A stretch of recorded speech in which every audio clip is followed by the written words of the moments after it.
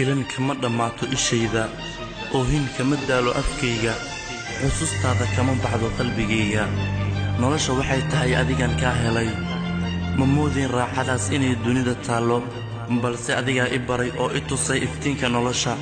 ubaxyada la abuuro way kala qurux badan yihiin anna adaa dadka igula qurux badan oo aan dad iska daayay nafsadeyda aan kaa doorsanayn qaali dadkoo idil maxay adigoo kale u noqon waayeen hadalkaaga quruxda leh ereygaaga miisaaman kaftankaaga aan laga daalin waa hubaal dadka kuma jiro noocaaga waxaan alle ka baryaa ifka inaad wehel iigu ahaato marnaba aan isba waayin sida wiirada duusho geedaha dushooda marna aan ku degin baad dadka iga dhigan tahay waxaan kuu qabaa jacayl oo uu ku dheehan yahay kalsooni farxad xusuus dareen waxaan hubaa nafsadaada inaad u horayso danteyda keliya ubaxa haddii la jaro ama la gooyo mid kale waa la beeri karaa balse aniga jacaylkaaga haddii la iga saaro mid kale in la igu beeri karo uma malaynayo waxaanba ilaabayn oo aan ku noolahay waa xusuustaada keliya haddii aan mar walba kula joogi lahaa maxaad moodi lahayd dhibaato walba oo adiga kugu soo socota in aniga dusha la iga saaro waan jeclahay jacaylkan adiga kuu qaba dartiisa jacaylkaaga wuxuu iga bixi doonaa waa hal mar oo keliya waana markii ay nafta iga baxdo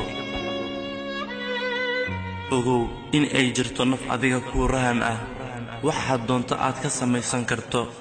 ifka raaxa iigu noolow aakhirana halkii roon ogow dunida adigan kuugu jeclahay ogow dunida adigan kuugu jeclahay hamuujin xumaanta raagta midhkuuna cabyidhi haqaadan maaragta cishqigeenna xooji ismoosiiskuyuu ku hodin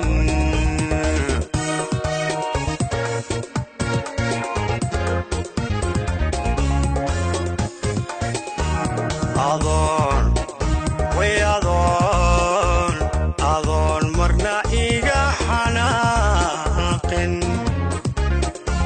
maskaxda alle kugu manaystay jacaylkiyo midha dhalkiisa ku meelmari